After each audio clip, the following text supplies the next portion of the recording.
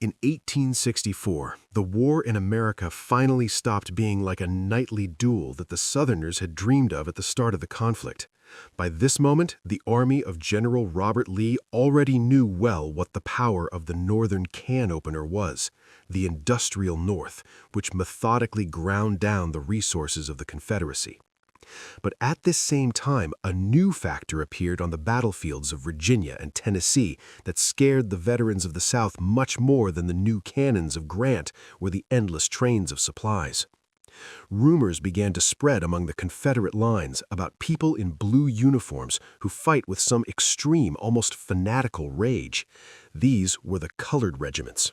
For the soldiers of the South, who grew up in a system where a person with a different skin color was considered to have no rights, the very appearance of such units was a shock. It was not just a military maneuver by Lincoln, it was a crushing blow to the very psyche of Southern society. In those years, the term Black Regiment often appeared in newspapers and private letters, and in the mouths of Southerners it did not sound like the name of a unit, but like a sentence for the world they were used to. Historically, it happened that these specific units became the embodiment of the main existential fear for the Confederacy, the rebellion of those they had kept in chains for years.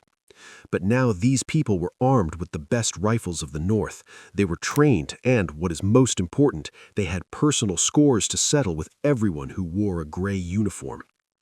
When the colored regiments began to appear in large numbers on the front line, real confusion arose in the Southern headquarters. The commanders did not understand how to make their soldiers fight against those they had considered their property only yesterday. But very quickly, surprise was replaced by hatred, and then by a sticky, cold fear. This fear was not connected to tactics or strategy. The Southerners began to realize that the rules of war they were used to did not work anymore. The main reason for this nightmare was in the official position of Richmond. The government of the Confederacy issued an order that actually placed the soldiers of the colored regiments outside the law. They refused to recognize them as prisoners of war. From the point of view of Southern law, any former slave with a weapon in his hands was not a soldier but a criminal and a rebel, and for rebellion the only penalty was death. This decision, made in offices, immediately turned the war into a slaughter without mercy. But the Southerners did not consider one important point. When you tell the enemy that if he surrenders he will face the rope or a return to chains, you create an ideal soldier who literally has nothing to lose. The colored regiments went into the attack where others might have retreated. They knew that there was no way back for them. And here the psychology worked against the Confederacy itself. The soldiers of the South began to understand if they do not take these people prisoner, then they should not expect mercy in return. A unique and terrible situation developed at the front. Regular Northern regiments could surrender and they would face a prison camp, an exchange, and maybe a return home. But when it came to clashes with the colored regiments, both sides fought to the last bullet. The memoirs of that time describe cases where veterans of the Army of Lee, who had seen death 100 times, turned pale at the sight of the banners of the colored units. They knew, now something will start that is not described in tactical textbooks. This fear was also fueled by the fact that the colored regiments became a symbol of the collapse of the spirit of the South. Sources often mention how the industrial North literally crushed the agricultural cavalry of the Southerners, but it was the colored regiments that became the tool that destroyed the moral confidence of the slaveholders in their superiority. Former slaves showed such discipline and strength in battle that the legends about the natural softness of these people turned to dust after the first volley. By the middle of 1864, it was openly discussed in the Confederate camps that being captured by the colored regiments was something much more terrible than just a defeat. There were rumors about secret orders, about revenge for years of humiliation, and about what happens to those who fall into the hands of former slaves after bloody battles. And although the command of the North tried to follow the rules, on the battlefield, in the smoke and chaos, completely different laws were in effect. Why was captivity specifically the main phobia of the Southerners? Why did they believe that the colored regiments were not just soldiers, but judges who had come for them from the past?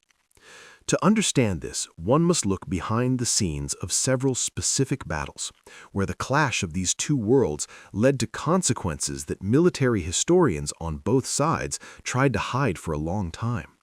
There, in the deep rear and on the front line, the truth was born about why, for a Southern soldier, a meeting with these regiments was the most frightening event of the entire war. This fear of captivity had a very real and very dark basis.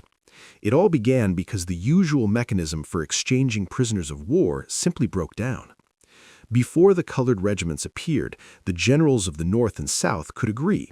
Captured soldiers were simply released on their word of honor that they would not fight until they were officially exchanged for an equal number of prisoners from the other side. But when the colored regiments entered the scene, Richmond flatly refused to include them in this process.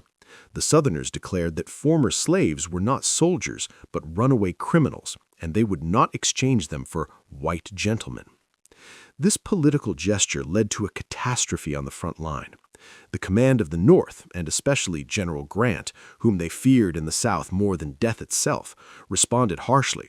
"If you do not recognize our soldiers, we are stopping all prisoner exchanges." As a result, thousands of people on both sides were locked in terrible death camps, such as Andersonville, where conditions were beyond human understanding. But for the soldiers of the South on the battlefield, this meant something more frightening. They realized that now, if they faced the colored regiments, there was no system behind them to protect them. Among the Confederates, a nightmare scenario began to circulate. If we kill their prisoners, what will they do to us? And these were not just empty fears. Cases on the front confirmed the worst suspicions. In a series of clashes, when Southerners tried to surrender to the colored regiments, they faced a solid wall of rage. For the soldiers from the colored regiments, every person in a gray uniform was not just an enemy, but a representative of the system that had kept their families in chains for centuries. In history, this is recorded as the moment when the war changed from a battle for territory into a war of destruction. For many in the South, the phrase "Black Regiment" during that period became a synonym for inevitable revenge that could not be stopped by bayonets or prayers. It was a historical clash where the old world of slave-owning aristocracy met face-to-face with the result of its own actions. The Southerners feared not just death, they feared being in the complete power of those whom they had deprived of the right to a name and personality only yesterday. In their eyes, it was not just captivity, it was a trial. Psychologically, this broke even the strongest veterans. It is one thing to die from the bullet of a professional soldier, and quite another to be captured by those who came for personal payback. This factor became the most important part of that same can opener with which the industrial North opened the defense of the Confederacy. While the factories of the North were producing rifles and cannons, the colored regiments struck a blow to what remained of the moral spirit of the South. The Southerners saw that their famous cavalry bravery could do nothing against the discipline of people fighting for their freedom. Sources of that time often mentioned that the appearance of colored units on the horizon caused fits of uncontrollable panic among the Confederates. They understood that these people would not negotiate and would not play at being noble. The deepest point of this nightmare came in the last months of the war. When the army of Grant methodically tightened the circle around Richmond, the colored regiments were often at the front. For the soldiers of the South, this was the highest degree of psychological torture. Seeing how their capital was falling under the pressure of those whom they considered a lower class. At this moment, the spirit of the South was finally broken.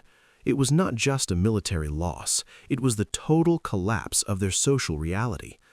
Why did the Southerners fear captivity so much? Because being captured by colored regiments meant meeting the truth that they had tried to ignore for decades. People served in these regiments who knew every forest, every path, and every estate in the South.